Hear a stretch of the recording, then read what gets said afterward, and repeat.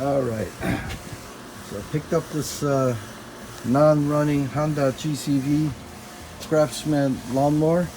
Just brought it home, paid 25 bucks. So this is the GCV160. Looks like it's the Honda engine that's branded as the Craftsman.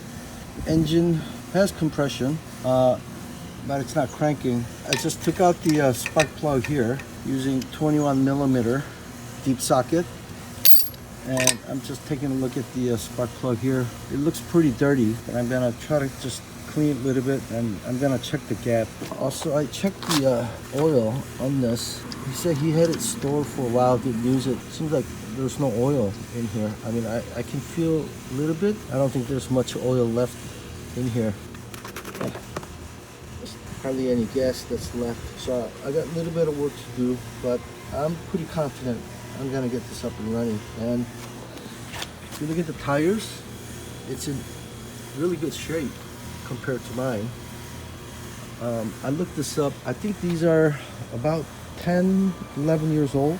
This is in much better condition than my 30-year lawnmower. This still starts on a first crank. It's been very reliable.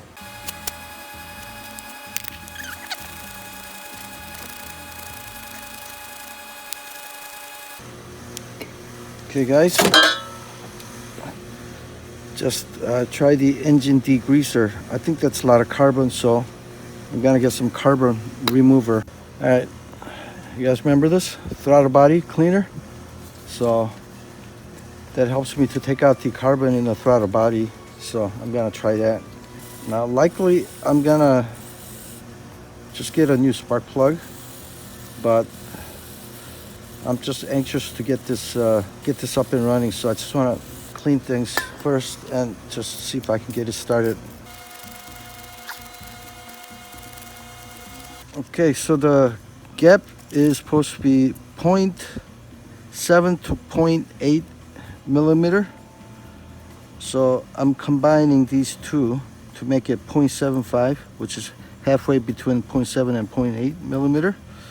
And I'm gonna measure the gap. Okay, those of you that don't know, it's this gap here. Actually, the gap looks perfect. So what I'm doing here is I'm trying to take off some of the carbon buildup between the gap here, because that's where the spark's gonna jump. So it looks like there's hardly any oil in there. So I'm gonna actually try to change the oil, whatever's left of it.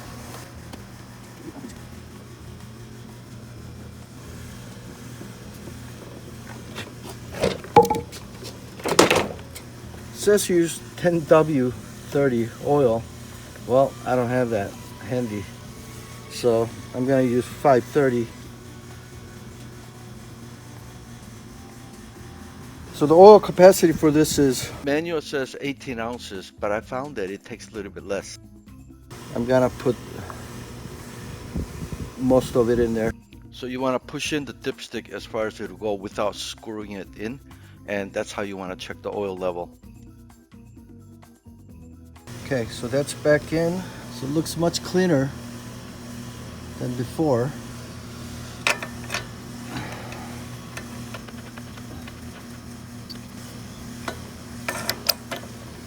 I don't know what the torque is on this. Just gotta tighten it by hand and then just give it a little bit of a turn. Yeah, just a quarter turn. Actually, the spark plug wire looks pretty clean. Only bad thing is I don't feel it snapping in. Look at this. I just opened up the air filter. I don't know what those are. I see some dead bugs and it doesn't look good. So actually I'm gonna try to start it without the air filter in there. And I'm just gonna put a little bit.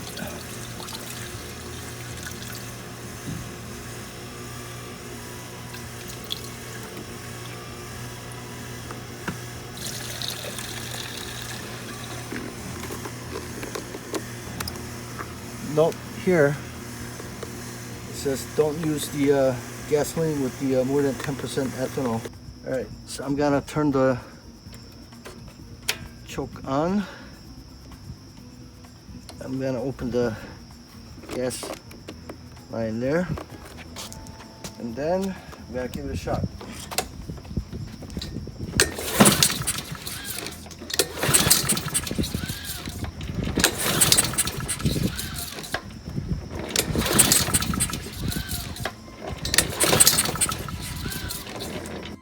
So it looks like there's some multiple problems. The fuel is coming up to the carburetor, but it shouldn't leak like that. Also, I got a really good compression in the engine, but looks like it's not really sparking. So it's getting dark, so I'm gonna check these out tomorrow. Next thing I'm gonna try is take out the carburetor and clean. These are all 10 millimeter bolts. These two are the long ones. It should be a short one.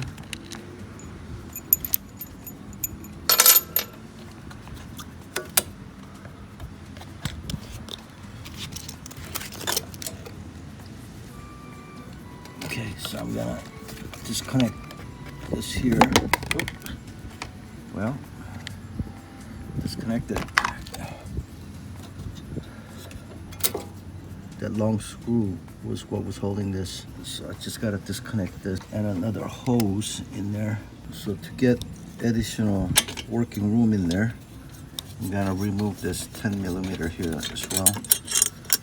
And this is medium size compared to the other bolts. I just loosened this bolt from the bottom of the gas tank here. And I'm gonna take off this cap.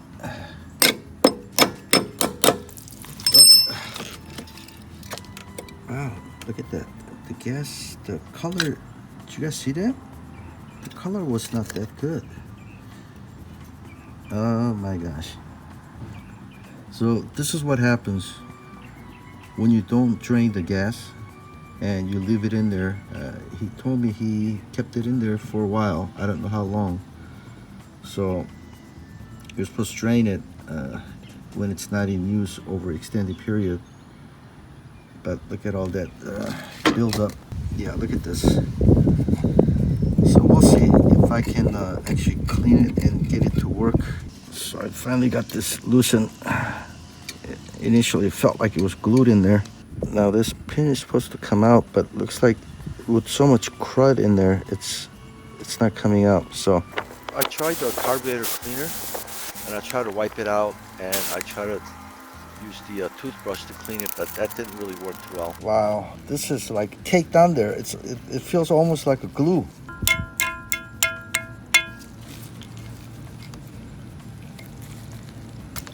Okay, came out.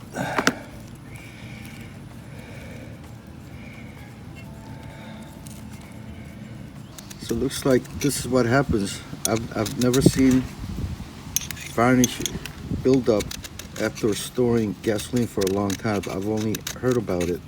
So you have to literally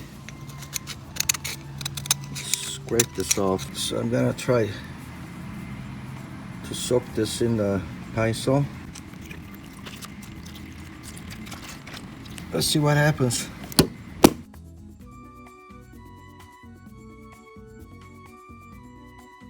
Sorry guys, the recording of the cleaning after soaking in the Pine-Sol wasn't there. So I soaked it in Pine-Sol for about 3 hours, and the varnish became quite soft, and it was easy to take them off with a small brush and toothbrush and other small gadgets to kind of scrape it off. And I used the tiny needles to poke at all the small holes to make sure they were all unclogged. It's unfortunate I lost that video, but right now I'm using the my air pressure gun to kind of blow out any of the remaining moisture that's left behind. But as you can see, the Pine-Sol really did a good job to clean it up. I mean, you still have to do some scraping afterwards, but it really helped to speed the cleaning process. Okay guys, I got it all cleaned. Looks much better than before, huh? This also, and the float. Now inside, I seen other guys that were able to actually take out that pin, but that pin is not coming out for me. But I put a long needle through it to make sure I was able to go through all the way and see that it comes out on the other side. I didn't want to force it, so I'm gonna try to put this back in and see if it works. So when I was taking out the float, this thing came off. The needle side goes down. Okay, I may have to actually put the needle in here first.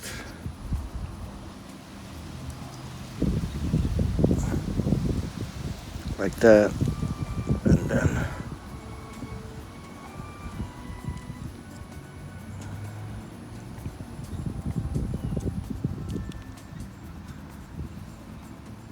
okay.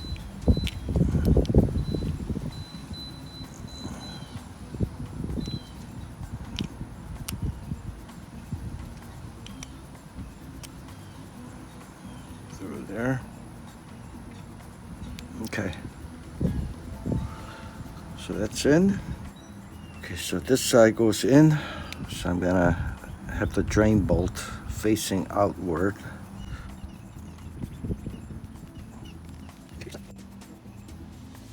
So when you take things apart, take a note of where all the gaskets go. Basically, in between each surface, you're gonna have a gasket. There's a gasket here attached to the engine. Then there's a plastic piece here, and then there's another gasket here for this heat shield, and then there's another gasket on the other side of the heat shield. Then you're gonna have a gasket underneath here, and then on top of it. So that's 1, 2, 3, 4, 5 gaskets in all. So just keep track of where things go. There's a reason why I tilted the lawnmower is if you do it horizontally, you have to hold everything in place, and that's very difficult to do. So if you tilt it to the side, you can just lay it on top, and you don't have to worry about holding it in place.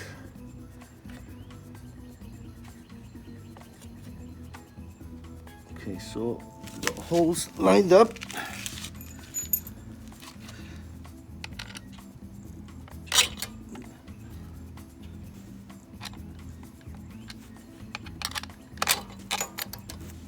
I'm not gonna tighten the bolts yet because I got the breather hose down here that's got to get connected before I tighten it. Okay, so the hose is in there.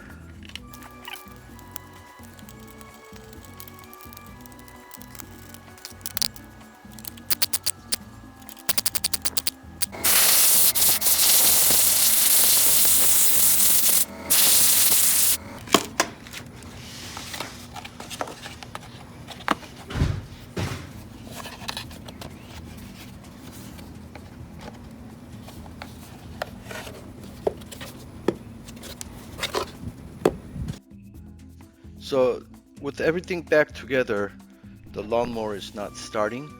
So I'm just checking to make sure the coil, the kill switch, and the wire between the coil and the kill switch are okay. So basically I tested for the resistance, and they all checked out just fine. So in order to start, you guys know you gotta pull on this, okay? So this is how you close the kill switch so it's not killed and engine can start, right? For safety reasons, when you let this go, now the kill switch is gonna open and engine doesn't have spark and it's gonna stop immediately. So watch what happens if I pull on this. Look over here. So if I pull on it, right now by default it's open, meaning engine will not start this way. The spark plug will not fire. In fact, you can't even turn the starter cable. So when you pull on the lever, you see how that pushes in, and then it closes the connection in here, okay? Which means the voltage can flow to the spark plug, okay? But initially I was having trouble not getting it started on maybe on a 10 pole or so. It was actually due to, looks like, because the carburetor was empty, it just took more than 10 poles for the fuel to make it. So, but at the time I thought maybe it was the kill switch that is malfunctioning. So when I unplugged it here, you can unplug it. Now its engine's a little bit warm, so it's not coming up. You can unplug it here or unplug it here, either way. When I unplugged it, it still didn't start on a first pull. It probably took another, 5, 6, 7 pulls, and it started. And I repeated the same sequence twice, on the following day. So it got me to think either the kill switch or the coil was bad. But when I tested the coil tested fine. The coil resistance tested fine. Kill switch resistance tested fine. So I was really baffled.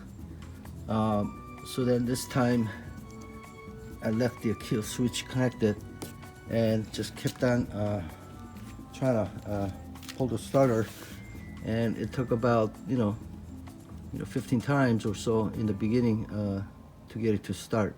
Now, because the fuel, I would imagine it's already enough fuel is in the carburetor, it starts on a first pull.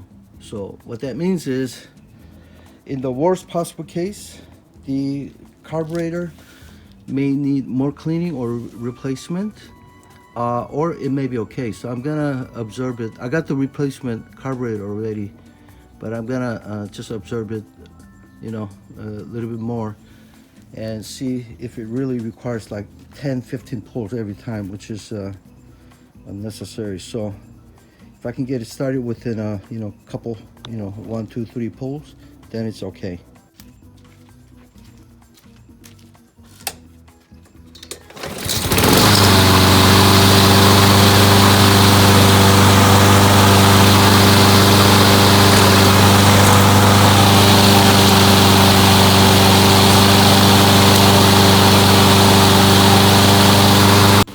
So in summary, the key was deep cleaning the carburetor. I think cleaning the air filter, changing the oil, and cleaning the spark plug probably helped a little, but carburetor was the key. And the other trick was, after emptying the carburetor, it took about 15 pulls to get all the fuel feeding into the engine. So other than that, right now it's starting on a first pull and it's running great. Thanks for watching, guys. Please like and subscribe, and I'll see you guys next time.